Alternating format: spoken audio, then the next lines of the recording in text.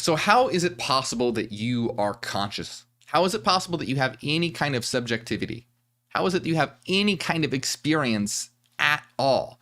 Now, this question is something that has been baffling scientists for years. Like, scientists cannot explain how consciousness, or rather the mind and subjectivity, is possible.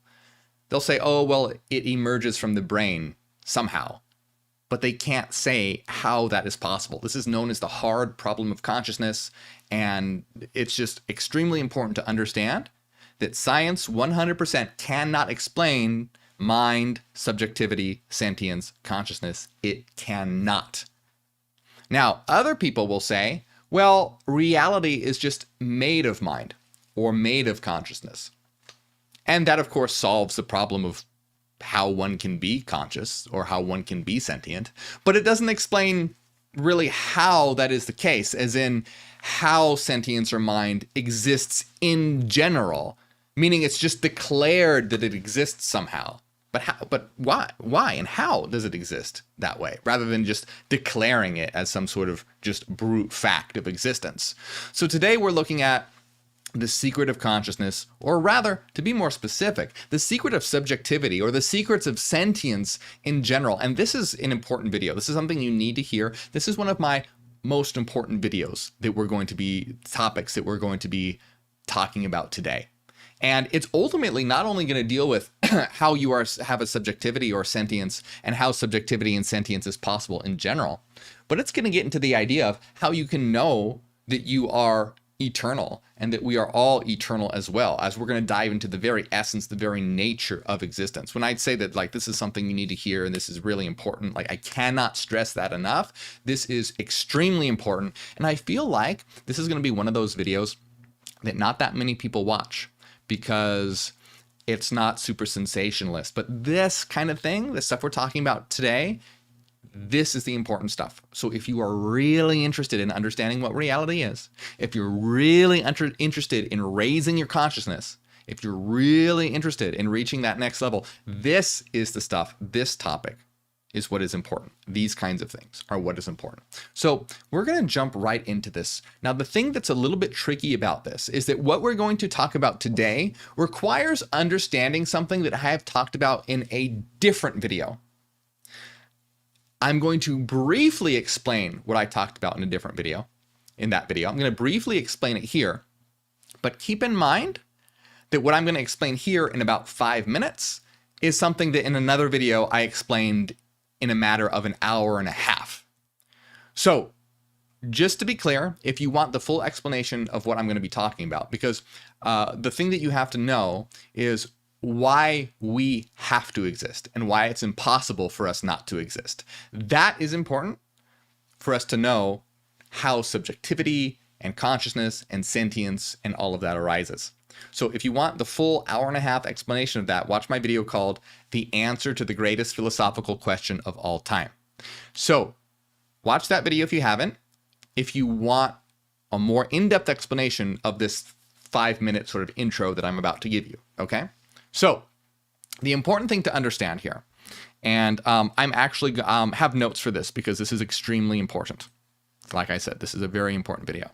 So we have to understand, when we're talking about the nature of reality and what existence is, if we go back just to the very, very, very foundation of reality, we have to ask ourselves, what is it that exists? And ultimately, what exists is reason.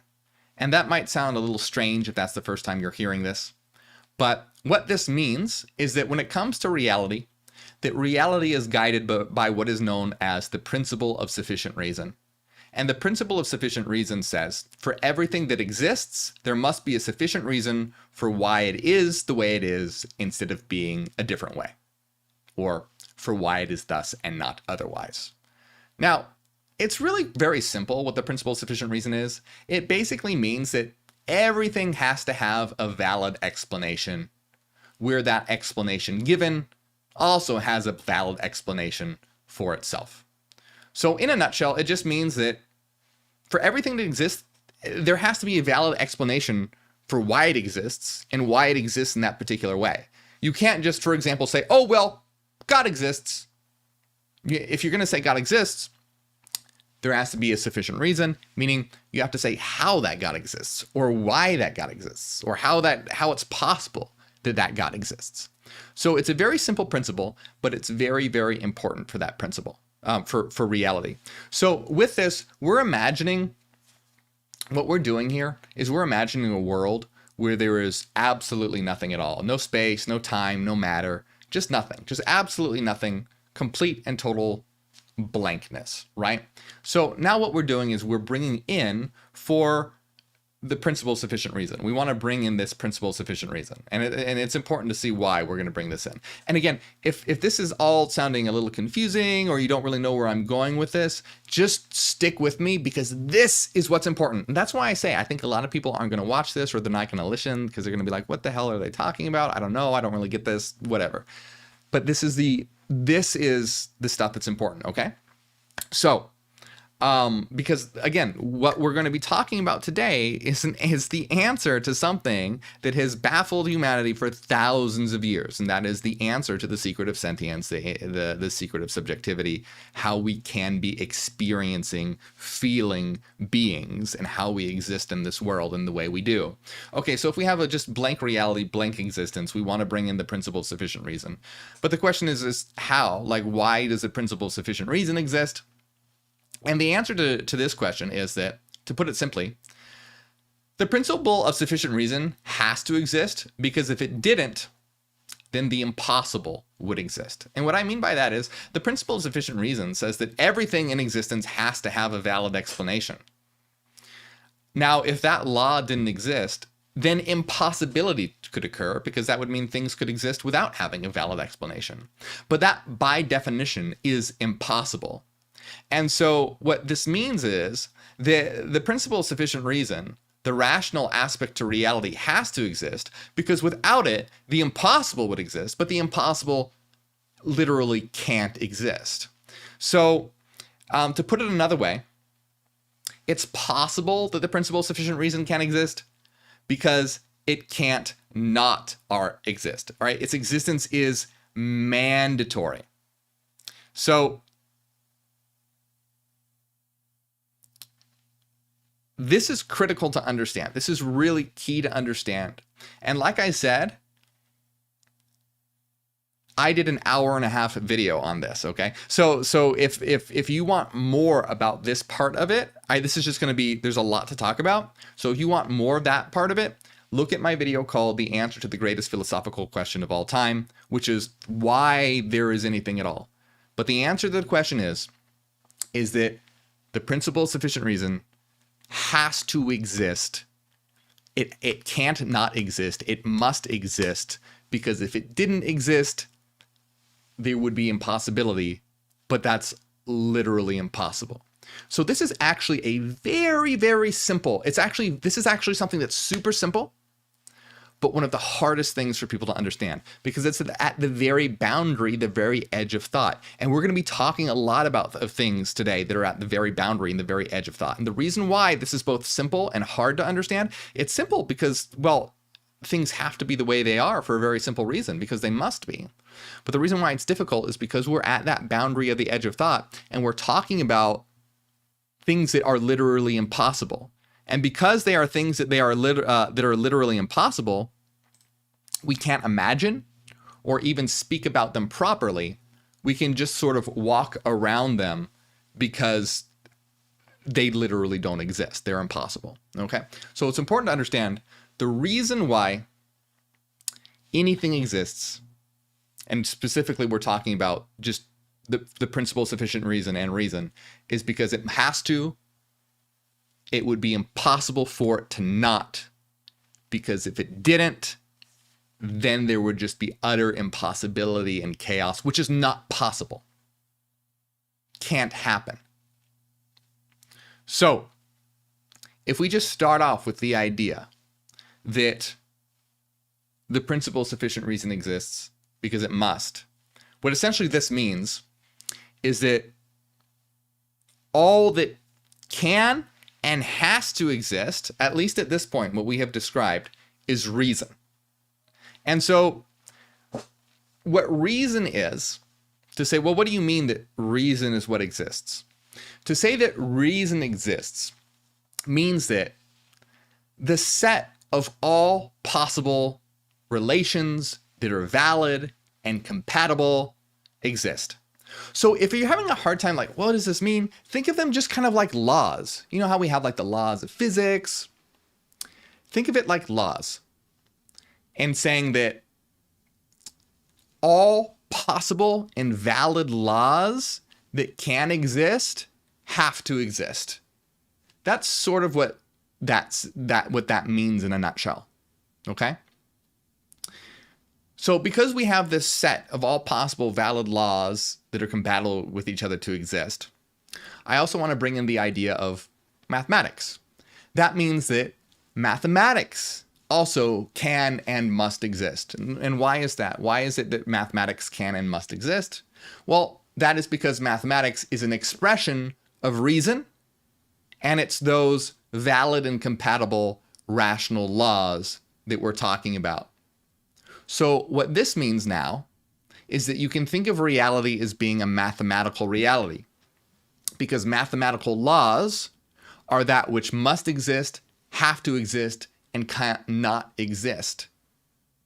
So we are now at a point where we have understood reality to be a system of reason and laws that must exist and have to exist, and this can be expressed as mathematics. So this is the important part that we have to get to even start talking about what we have to talk about today. The idea that reality has to exist in a certain way, and that way that it exists contains mathematical law. That's foundational for going further to understand. So, and again, what I have explained just now, I have attempted to do in a very short amount of time, but it would take its own 1.5 hour long video, which I have done. Go watch that one if you want more on this aspect here, which is called The Answer to the Greatest Philosophical Question of All Time. Okay, so with that in mind, we're now going to talk about subjectivity, sentience, consciousness, qualia. So specifically what we're talking about is sentience and subjectivity and qualia.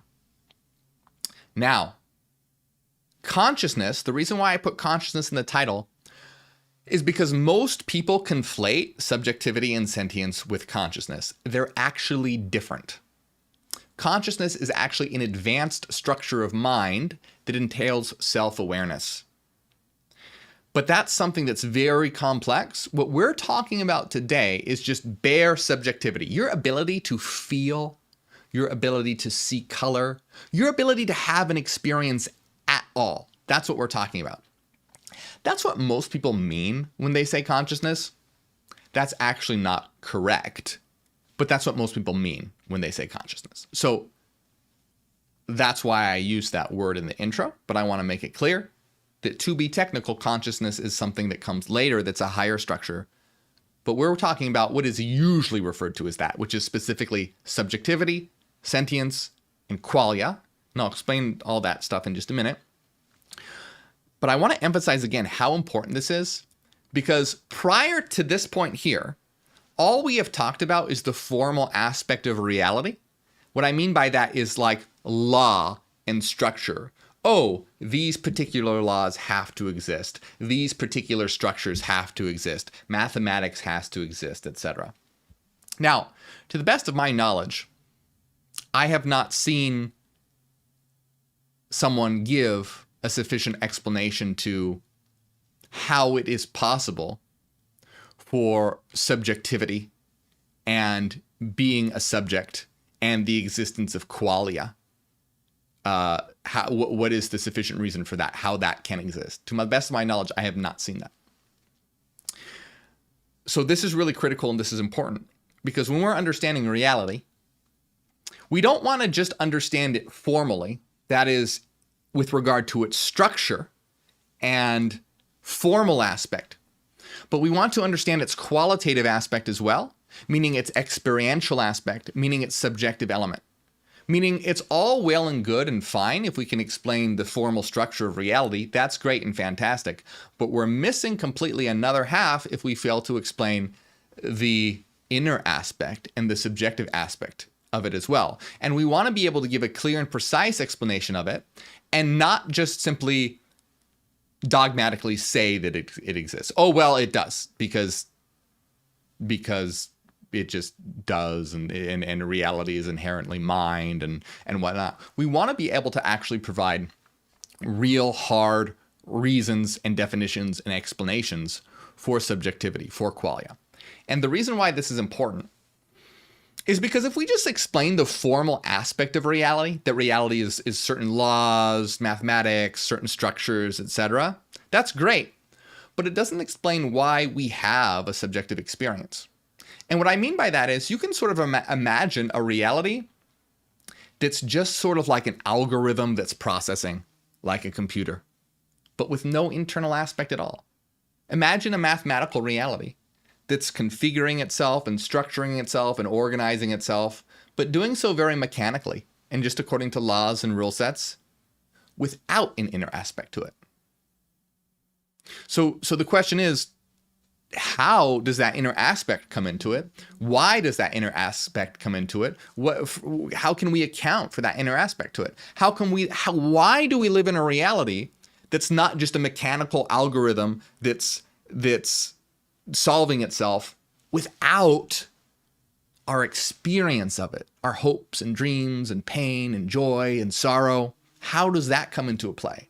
How does that fit into this structured reality? This is super important. This is key. Okay. So, man, there's so much to talk about here, and this is incredibly important. Okay. So let's just dive right into it. I have a lot of notes about this. Okay. So let's just start going. And if any of this seems confusing or strange, just stick with it. It'll start to click. It'll start to come together because this is the important stuff. Even if you have to watch this video a couple times, stick with it. This is important, okay? And watch that other video that I talked about before as well.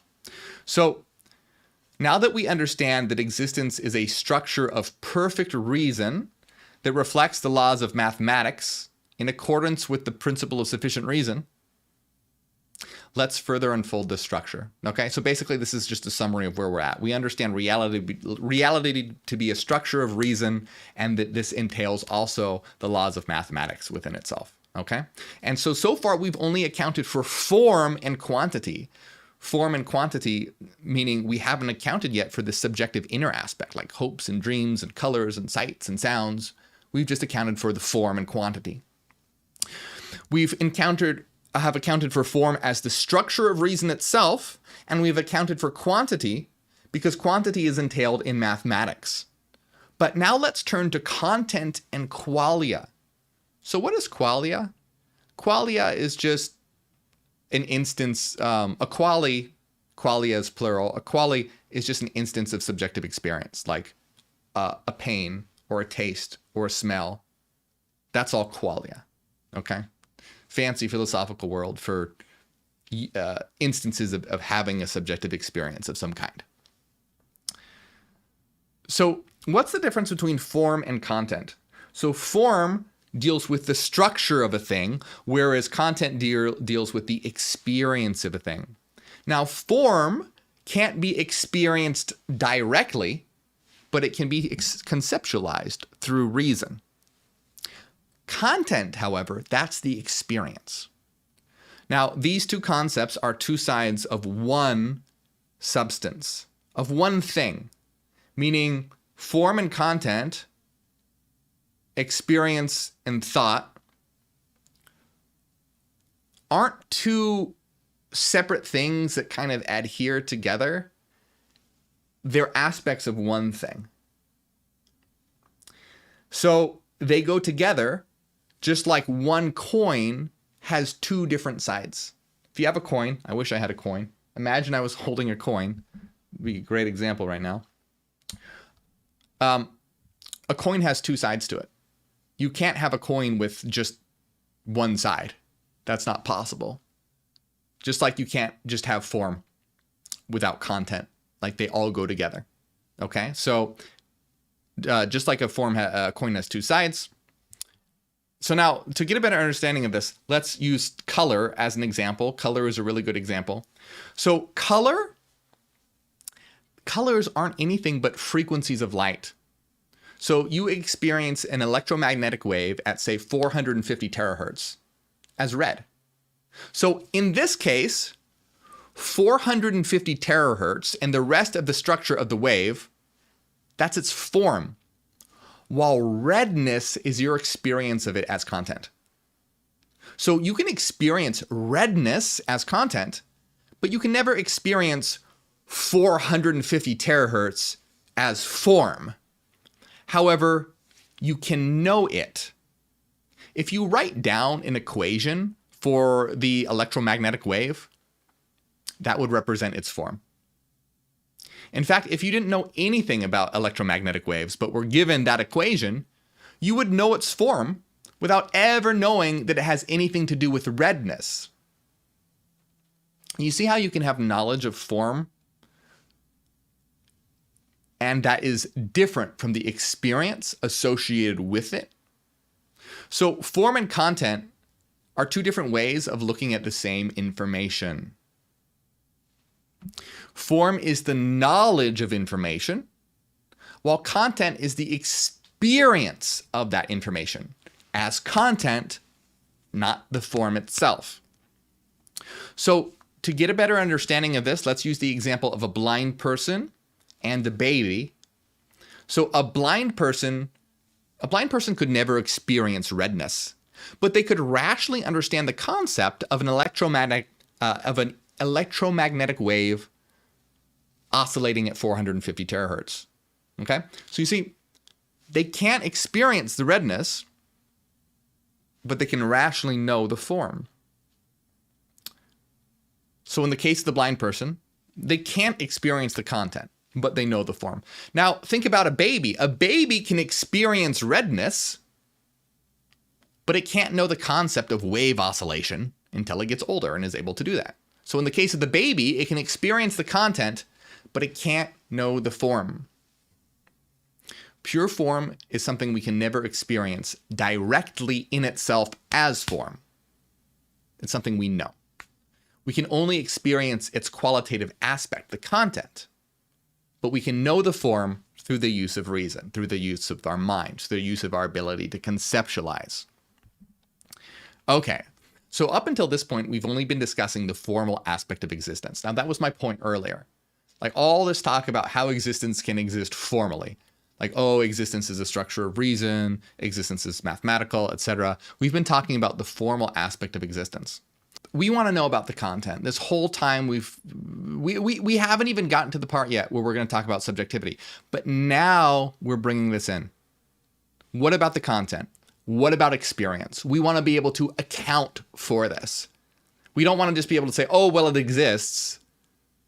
Just like how we say, oh, well, like how someone will say, oh, well, God exists. Well, how does God exist? Why does God exist? How is that possible?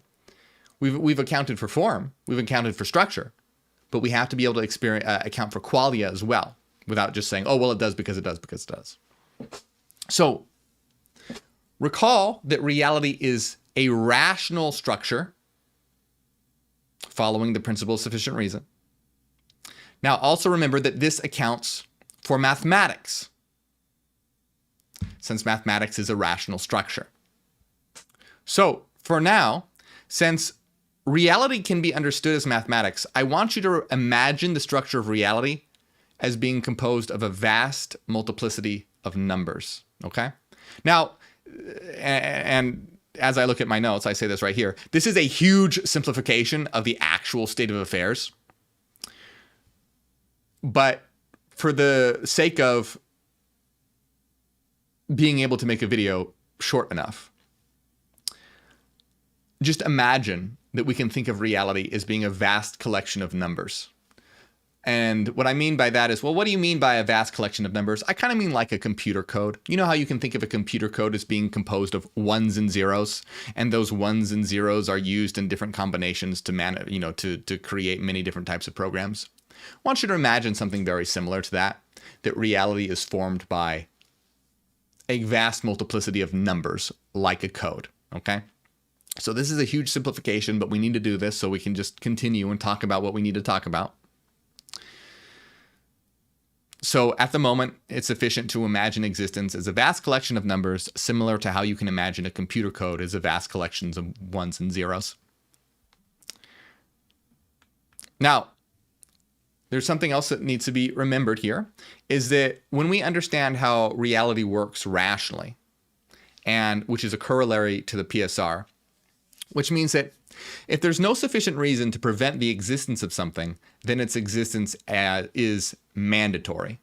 Meaning, if it is possible for something to exist, and there is nothing that will prevent its existence from occurring, then it has to exist, because there's nothing to stop it from existing. This is going to be very important in a second, but we have to make sure that it is possible for something to exist. And for something to be able to exist, we have to ask, what does it need to exist? What is necessary for it to exist? Because we can't just randomly claim things, oh, certain things exist because they exist. We have to see if everything is in place that is necessary for it to possibly exist. So, with all this in mind now, we've laid down what we need to just even talk about this.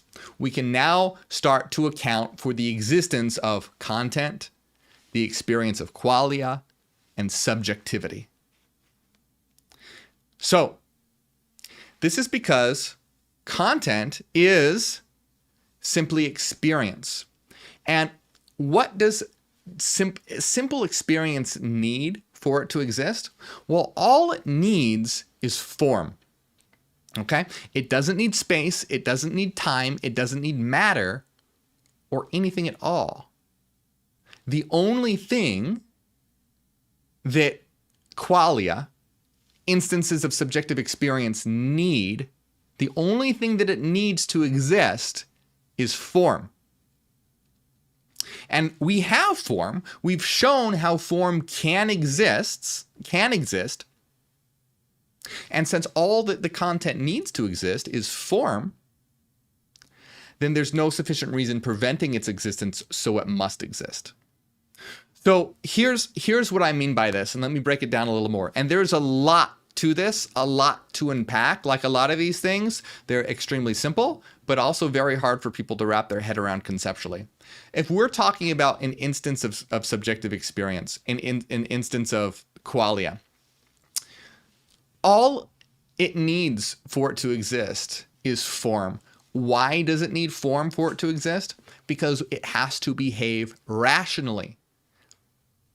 If we're going to have subjective experience, what I mean by that is subjective experience needs form for it to exist. If form did not exist, then subjective experience could not exist. The reason why subjective experience could not exist if form didn't exist was because there would be nothing to prevent that subjective experience from behaving in irrational ways, but that violates how reality must and has to work. Reality has to work in accordance with reason. And so for qualia, for subjective experience to exist, it needs form to make sure that it behaves rationally and in accordance with the PSR, but it doesn't need anything other than that. Why? Because it doesn't violate anything. Having an experience of something, we have everything that we need for it to exist, and it doesn't violate reason, meaning it doesn't break any of the laws that we know. So you can think of reality as being like a set of laws of what can and can't be. So reality is a set of laws of what can and can't be. And when we're talking about subjectivity, or not subjectivity, we haven't really gotten to that element yet, but at least qualia, instances of experience, like redness, for example, that is something that can be. It doesn't break any of the laws as long as it behaves rationally. And if it has a form, then it will behave rationally. So we know that it can exist as long as it has all the requirements, and we have all the requirements. So now, something critical though.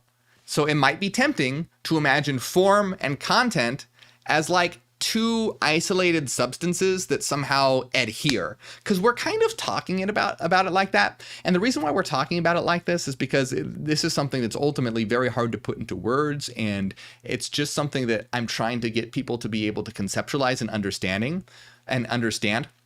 But it's not like there's this thing called content and this thing called form, and they somehow like stick together, or it's not like that. Okay? That's not right. Form and content, they're two aspects of one thing.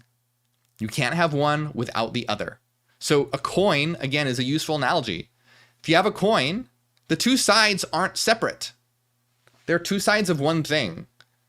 And it's impossible for it not to have two sides. If you got a coin, you have two sides. If you have the substance of existence, you have form and content. You have its formal rational structure and its element of experience that is associated with it.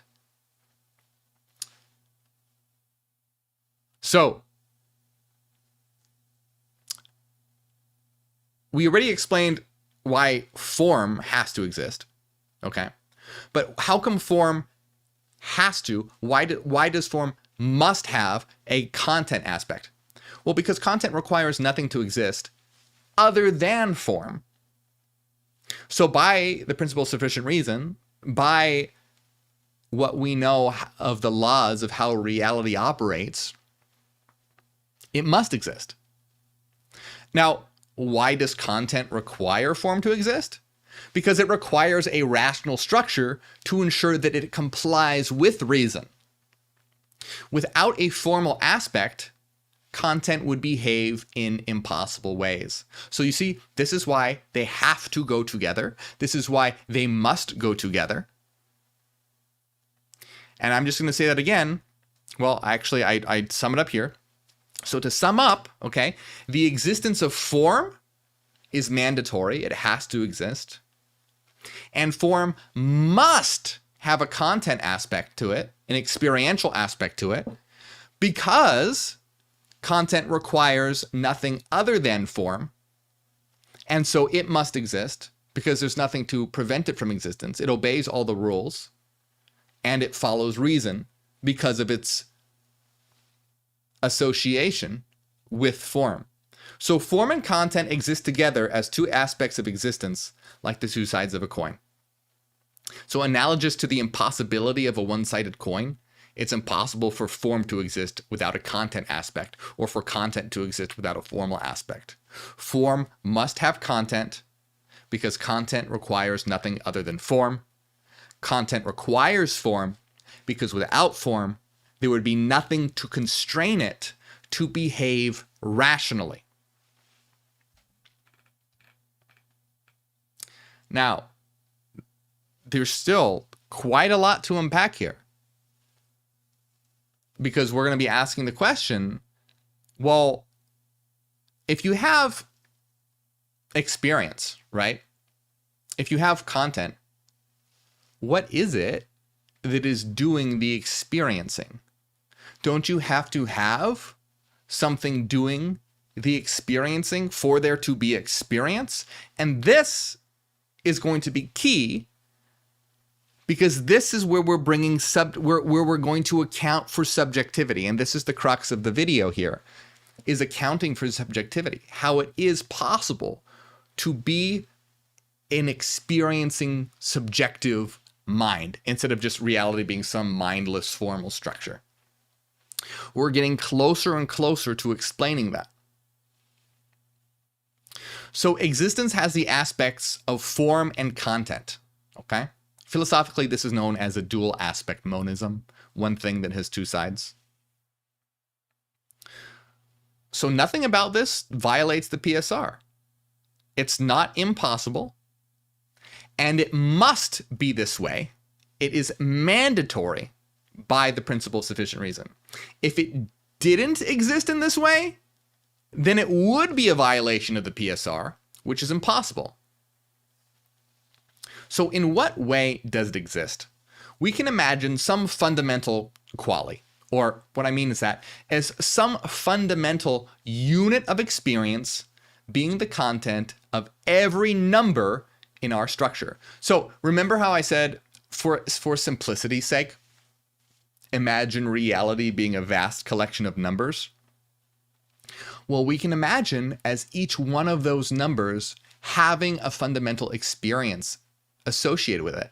Like 1 would be a certain experience, 2 would be a certain experience, 3 would be a certain experience, 4 would be a certain experience.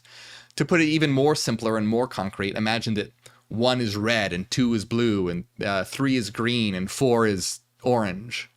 Now, I'm being super simplistic here. And to be precise, reality is actually a collection of frequencies, and individual units of experience are associated with frequencies. But we do not have time to get into how reality is frequency and how qualia are associated with frequencies in more depth with regard to that. But this is the simple explanation, but it does its job. It's fine. Like, there's enough here to understand the main point. So if you understand reality to be a vast collection of numbers, you can understand each number serving as the form for a certain qualitative piece of experience. Now, again, in reality, it's actually frequencies that are associated with qualitative aspects of experience. But to keep things simple, we're just saying, imagine that reality is a vast collection of numbers, like a computer code, and each one of these numbers, there's a different experience associated with each number. Like there is like I said, like as if red is blue and 2 is green and 3 is orange or whatever. These are just, this is not how it actually is. I'm just trying to give your mind an analogy to hang on to. That there is experience, and that mathematics, like numbers, organize those experience into coherent and rational patterns.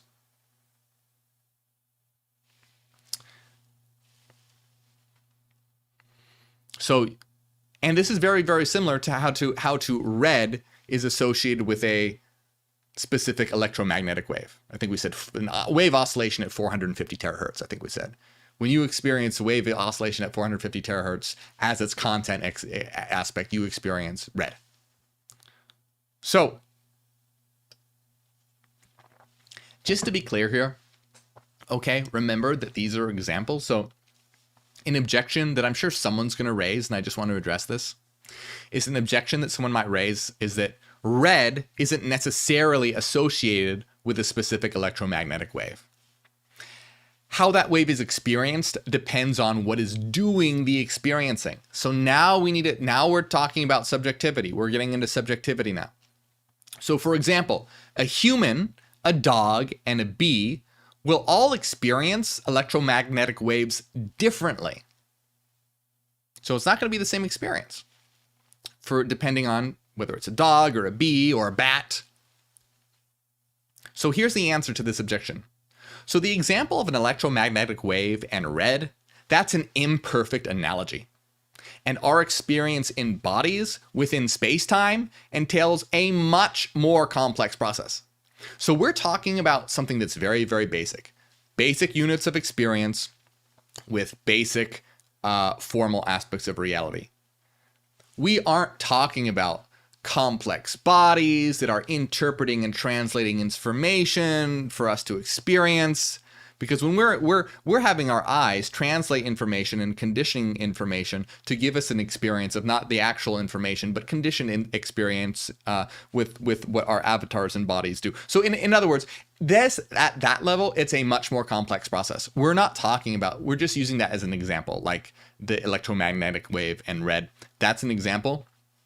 It's an imperfect example because that involves bodies and different types of bodies and how bodies condition information. So that's why a human, a dog, a bat, and a bee will all experience the same electromagnetic wave differently because now bodies are in the picture and that convolutes things a lot, okay? So without yet getting into an analysis of what space-time, matter, and bodies are, let's look at this process in terms of information. So there's information associated with the electromagnetic wave. that information interacts with the being's sensory organs, like eyes, and those eyes, or whatever it is, process that information. Consequently, then that being has an experience of that processed information, and that experience will differ on how that information is processed, which will differ according to each being's body's sense organs, brain, nervous system, etc. So in the case of the EM wave, you aren't experiencing the content of the EM wave. Rather, you're experiencing the content of the processed EM wave. So this is a much more complex process in the situation we're examining. We're discussing a situation much closer to what you experience when you have closed-eyed visuals. You can close your eyes right now and have experience of a red apple by imagining it without the need of external sensory input, okay? So we're talking about a much simpler case. These are all analogies. We're not talking about avatars being in the case. We're talking about just like mental experiences.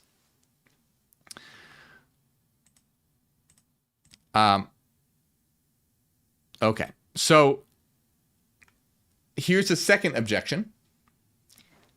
And this now is very important. A second objection might be raised by claiming that in addition to form,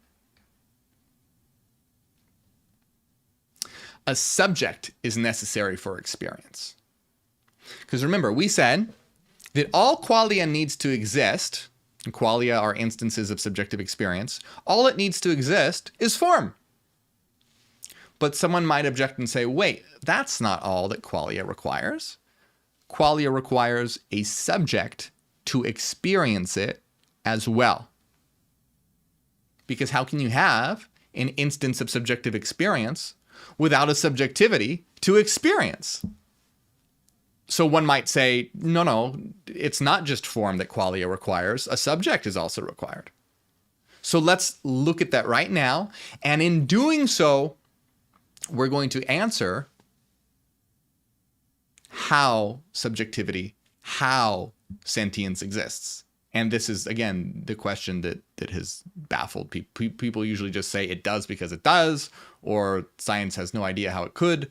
And we're getting closer and closer. And in answering this, we're going to see how, okay? So a second objection that might be raised is that in addition to just form, that a subject would be necessary for experience. After all, a subject like a human is present to experience the electromagnetic wave. So let's step away from the electromagnetic wave example for a minute, because we've seen that it represents a much more complicated situation. You have space, time, and matter, bodies. We're not there. We're just talking about the bare essence of existence with regard to mathematical law, structure, rational structure, and content associated with it. So let's instead focus on the example of closing your eyes and imagining the color red. Now, but keep in mind, this is still not a perfect example, but let's go there. So let's go even further in our thought experiment and imagine yourself as a disembodied mind that experiences nothing other than its own mental content. So forget that you have a body, forget the entire world. Imagine that you're just a disembodied mind experiencing its own thoughts. In this case, don't you still require a subject? That is, don't you still need that disembodied mind that's doing the visualizing and doing the experience? So my point is, even in that case, even if you're just a disembodied mind, there's no space, there's no time, there's no matter, and you're just a disembodied mind experiencing its thoughts qualitatively, well, even in that case, isn't a subject required?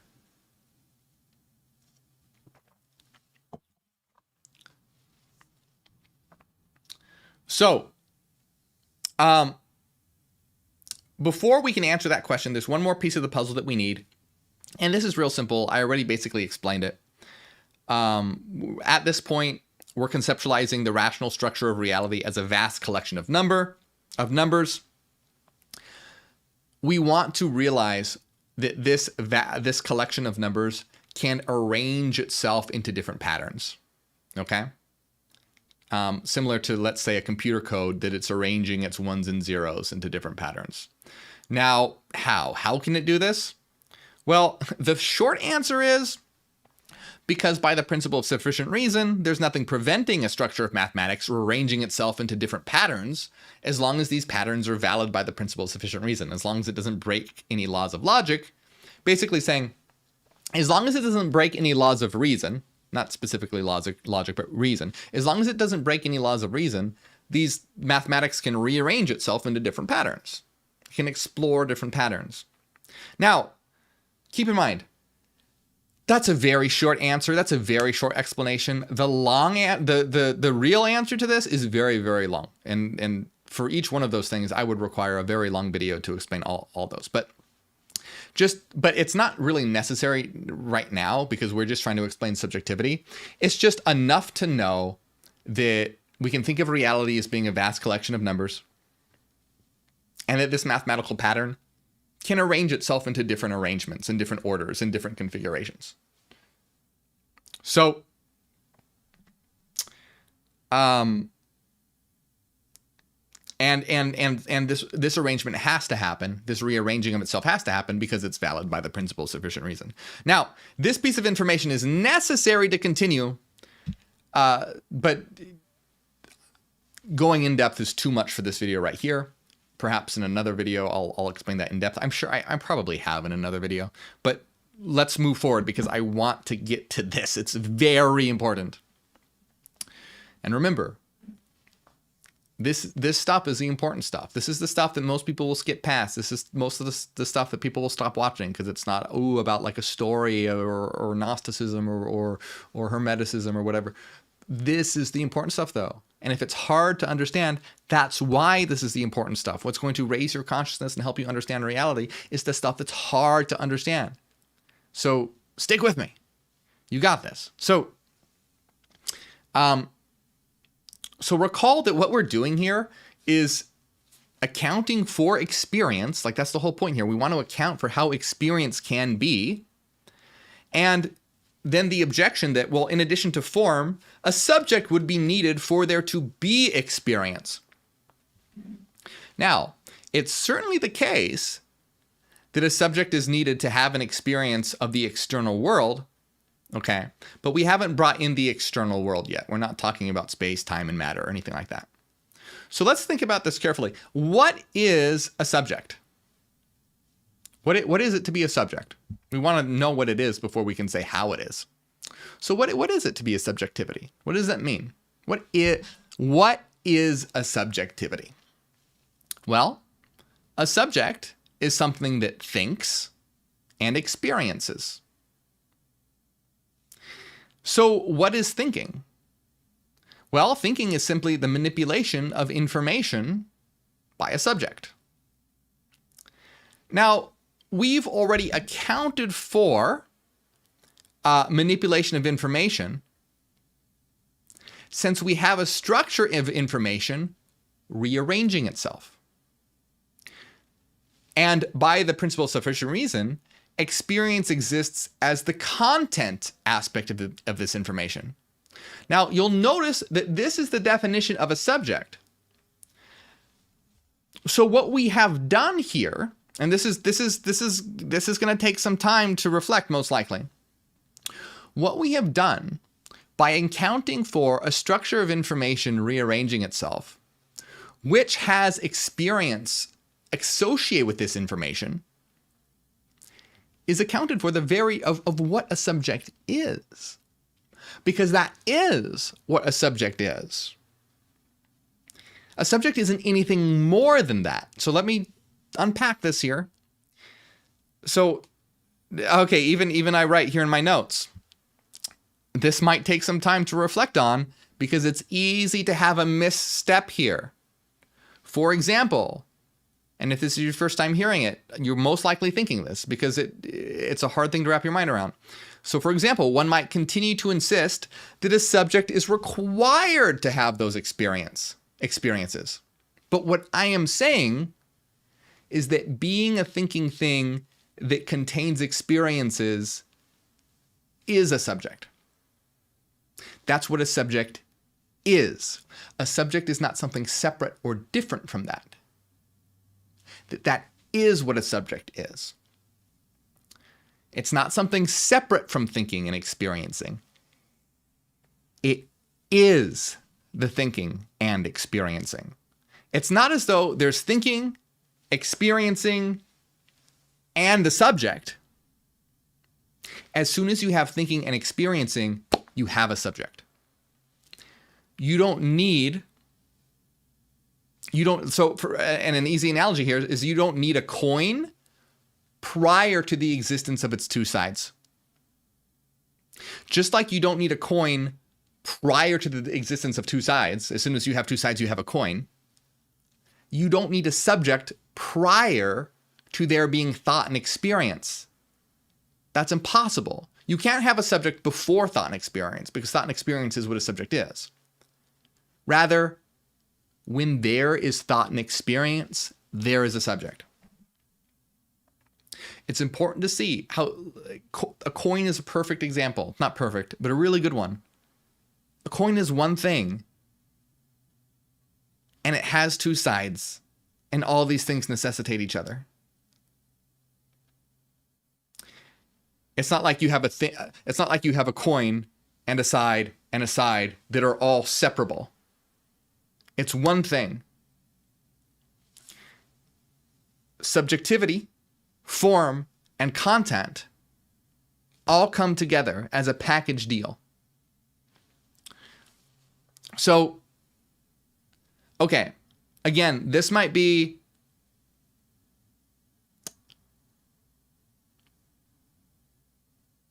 this is okay. So let's, since this is a hard thing to conceptualize, it's again one of those things that's actually very, very simple. But since we're at the very boundaries of thought, it is difficult to get a handle on it. So let's use some like thought experiments and things we can imagine to try and get a handle on this. So here's a crude thought experiment. Imagine there's a world where there's no content, there's no experience, that it's just pure form. Well, if there was a world with pure form and no content, there would be absolutely nothing to visualize in that world.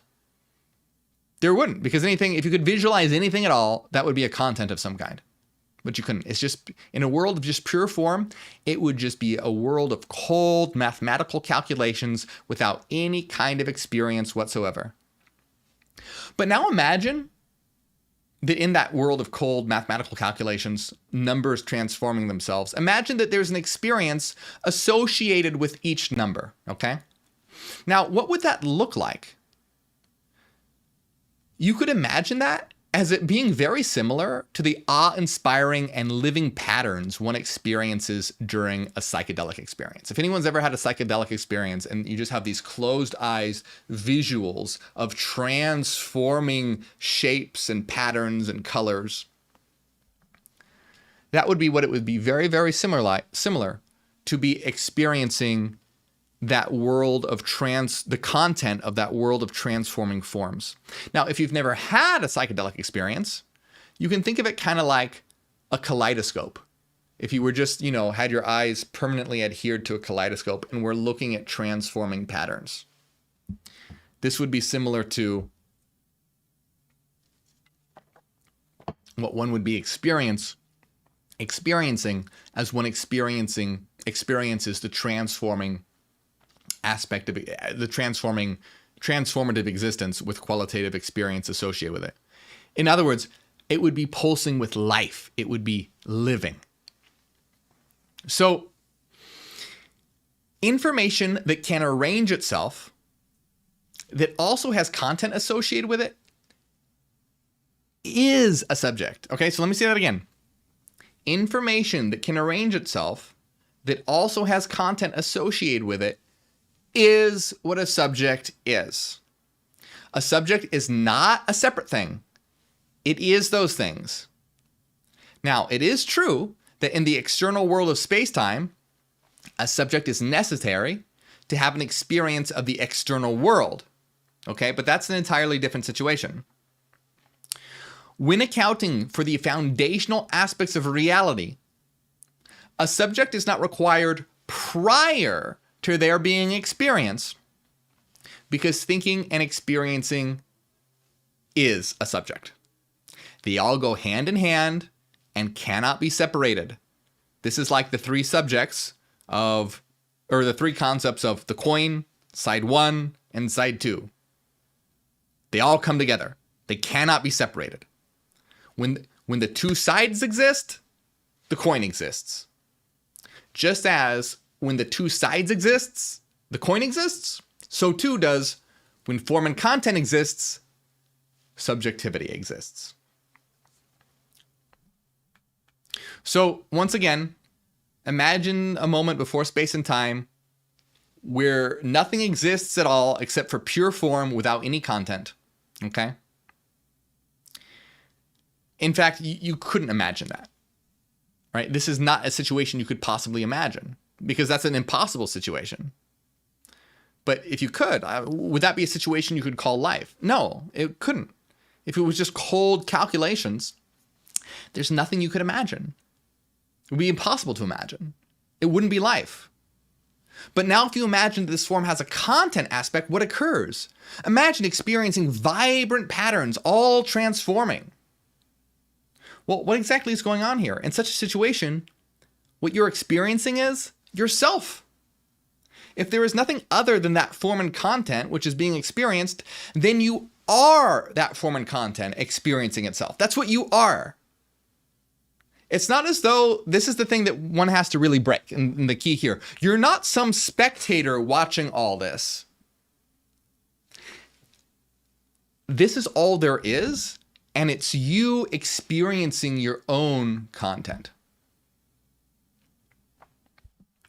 So, if you close your eyes and imagine an apple, that's not an external apple separate from you, okay? You're experiencing yourself. When you go to sleep and dream at night, that dream isn't something separate from you.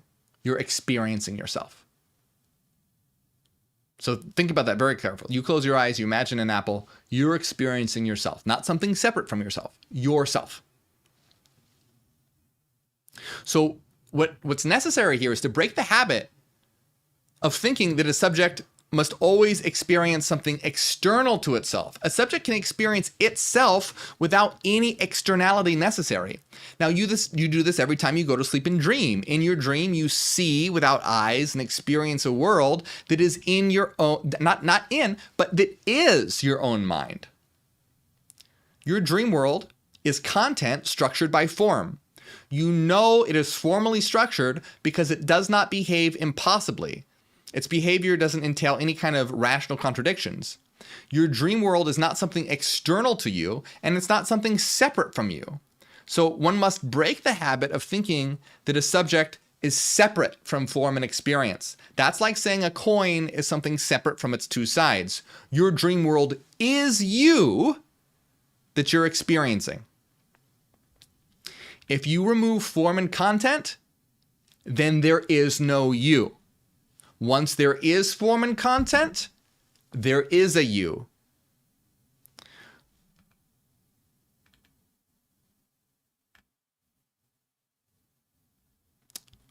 So I'm just seeing in my notes here because I want to give an important example here.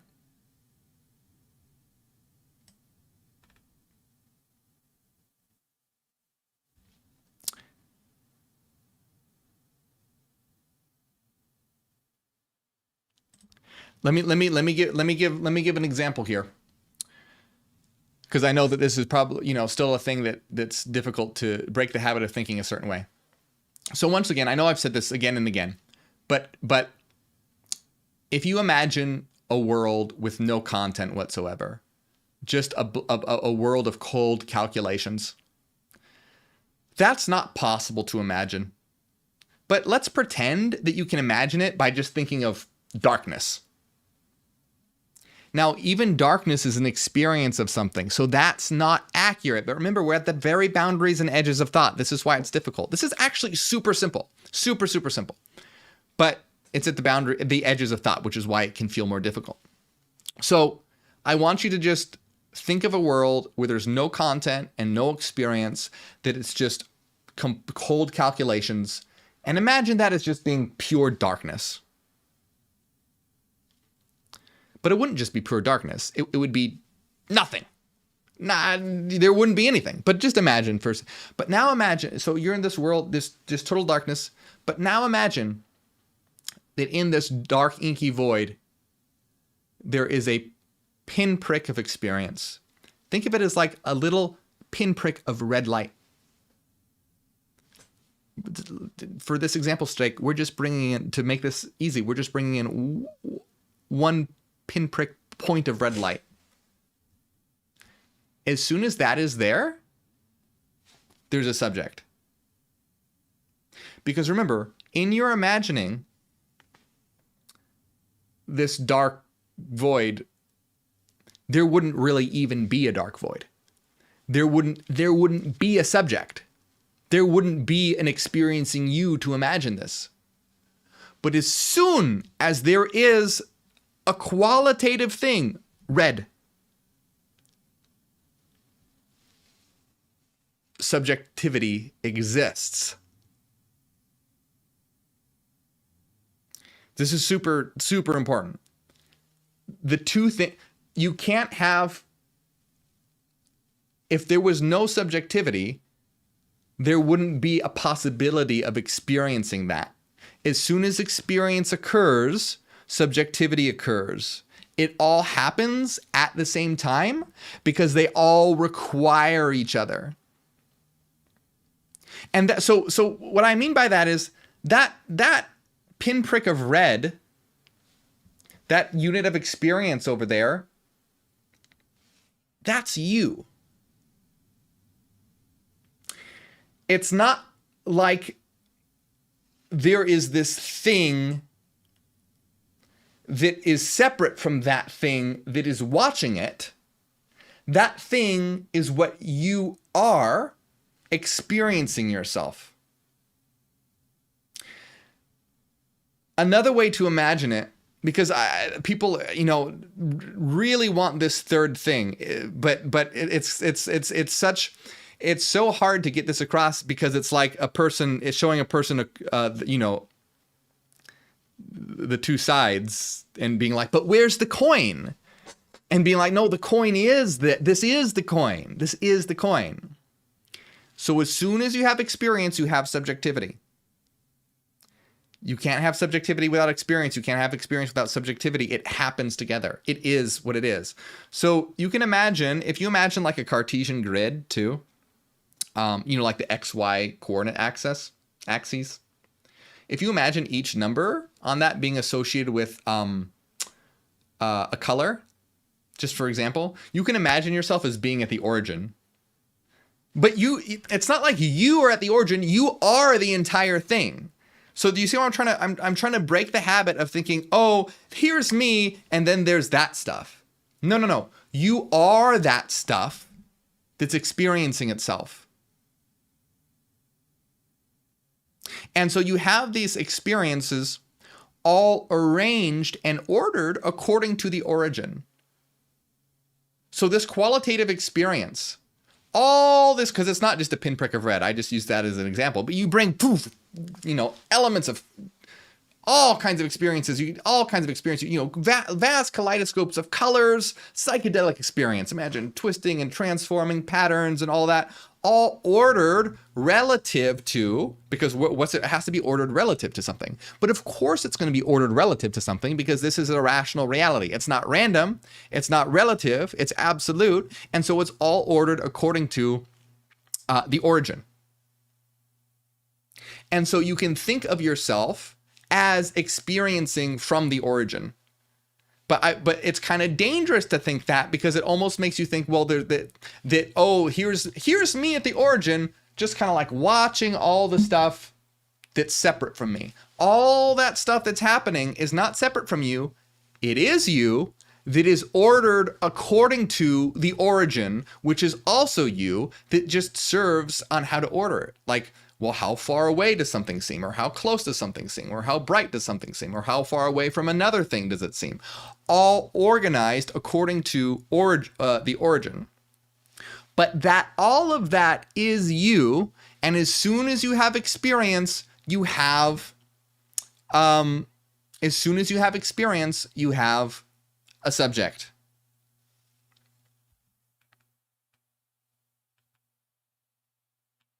So I'm gonna read through my notes real quick here because there's more I want to talk about, and we've gone on for a while, but this is all really key critical stuff. So at this point, it's critical to understand that what we've done here, okay, is reason through the existence of a living mind, a living subjectivity.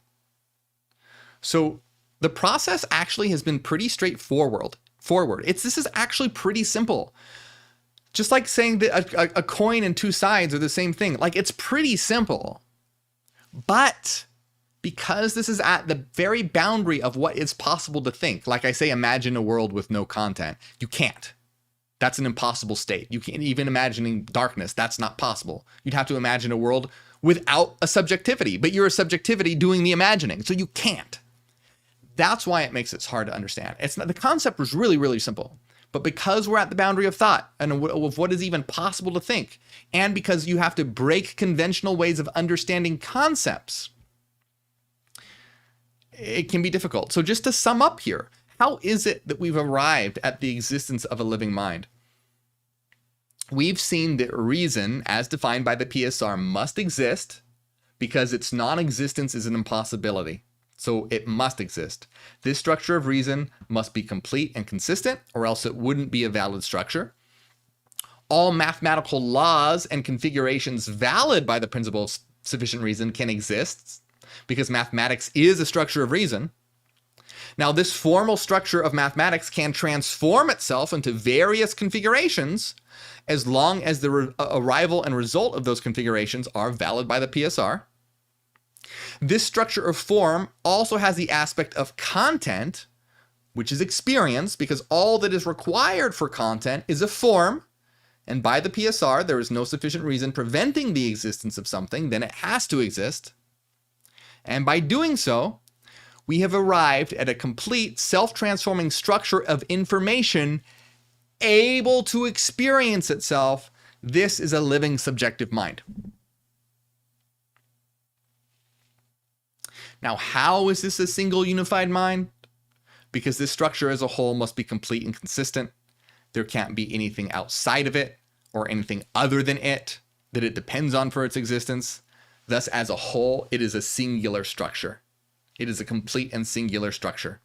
Furthermore, it is eternal and indestructible because none of its components can ever be removed or nullified. It's internal and indestructible because all these aspects of it have to exist, must exist, and can never not exist. It's mandatory by the rules of reality. None of its components can ever be removed or destroyed because this would lead to incompleteness and a violation of the PSR, principle of sufficient reason. That's what the PSR stands for. So if you want a better understanding of what completeness and consistency means, you can imagine a mathematical plane, a Cartesian grid centered at the origin.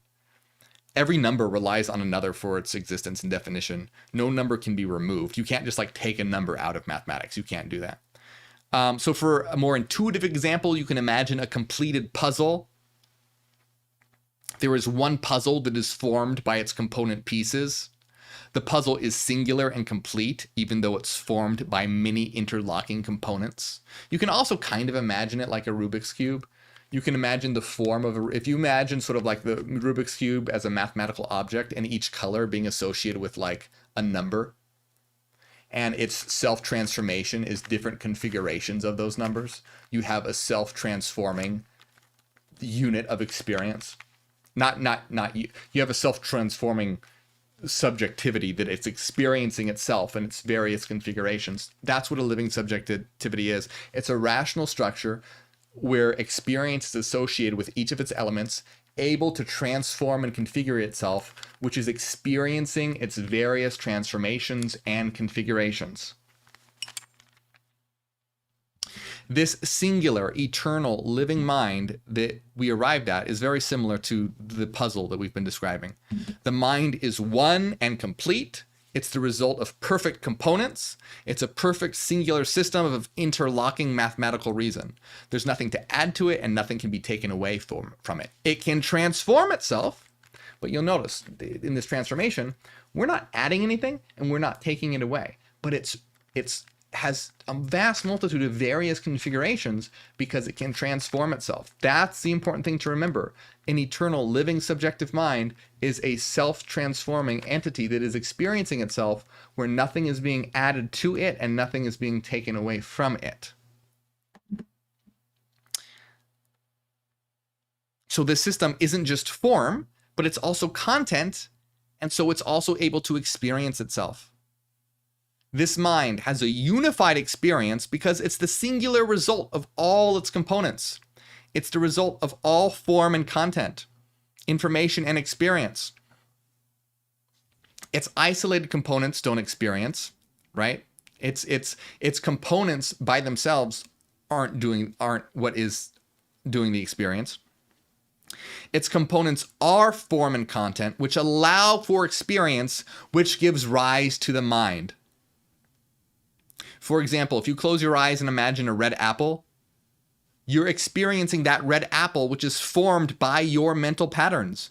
You are experiencing a portion of yourself. That red apple isn't capable of sentience and experiencing anything, but you're experiencing that apple. To put it another way, you are your thoughts, but your thoughts are not able to gain any kind of independent sentience. Only you, as the entirety of the mind, thinker, and experiencer, have sentience. We're almost getting to a final conclusion here. I know it's been a while, but super important. So once again, imagine non-existence, but you can't. This is impossible to imagine because non-existence is impossible. But if you just pretend that it's possible for a moment, is there anything you can imagine? No, because there's not even a you. You can't imagine the state of non-existence because there's not a you. You can't imagine that because there wouldn't be a you, so you can't. You can't. It's not possible. Now imagine that only pure form exists. Instead of non-existence, we have pure form. Now imagine that only pure form exists. You can't imagine that, but pretend that you can. Now there isn't just non-existence, but there is form. But still, is there anything to imagine? No. But now imagine that there is content and experience associated with the form. Now this is possible to imagine. For the sake of this thought experiment, you can imagine it like a kaleidoscope of colors, vast, beautiful transformations. You'll notice that something interesting has happened. As soon as there was content to imagine, you came into existence. Once you have the content, imagination is possible, and there is you. You're not something other than it. Once you have the two sides, you have the coin. The whole thought experiment is like, well, try to imagine one side. You can't. It's not possible. Try to imagine two sides without a coin. You can't. It's not possible. But once you have the two sides, you have the coin. It's not perfect. It's not a perfect one-to-one of what we did here. But you see what I'm trying to get at here. You can't imagine non-existence because there's nothing to imagine. There's no you. You can't imagine just pure form because there's nothing to exist. There's nothing. There's no content. But when content is brought into the picture, there is things to imagine, and thus you come into existence because it comes together. As soon as there is content, as soon as there's content to imagine, you came into existence. The prior two states were impossible to imagine, but this state is possible to imagine. As soon as there is content, there is a you. There is nothing separate or other than this. There is no other extra observer needed.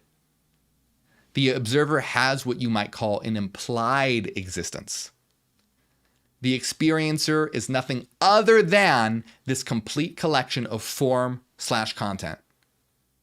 The thinker is the complete collection of thought, nothing more. The thoughts/components themselves, they're not subjects. They're the components of the structure, which as a whole is a subject. They are subjective components.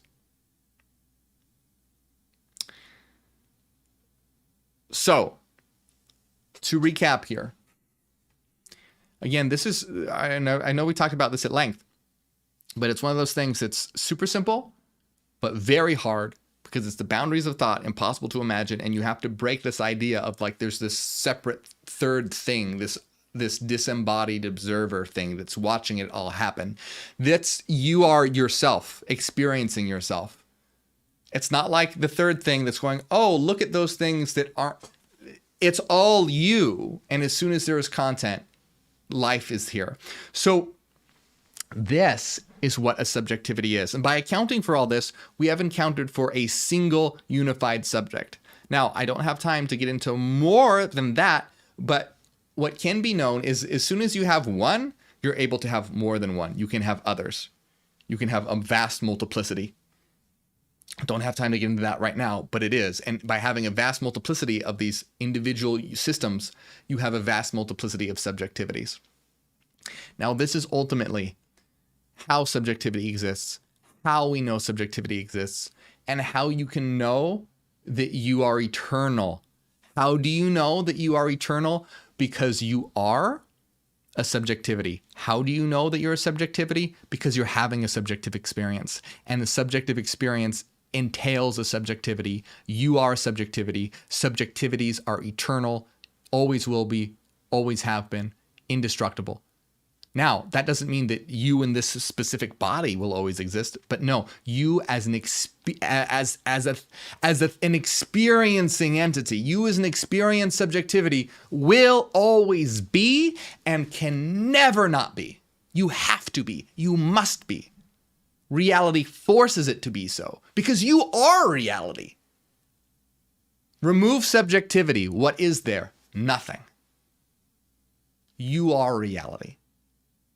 And ultimately, all the things that we're experiencing are experiencing ourselves. Know thyself and you will know the universe and the gods because you are the universe and the gods. From the absolute perspective, we are all together a united mind experiencing itself through itself. This mind that threw itself into its own world to experience its own dream world through itself. That's what we're here. That's what we're doing.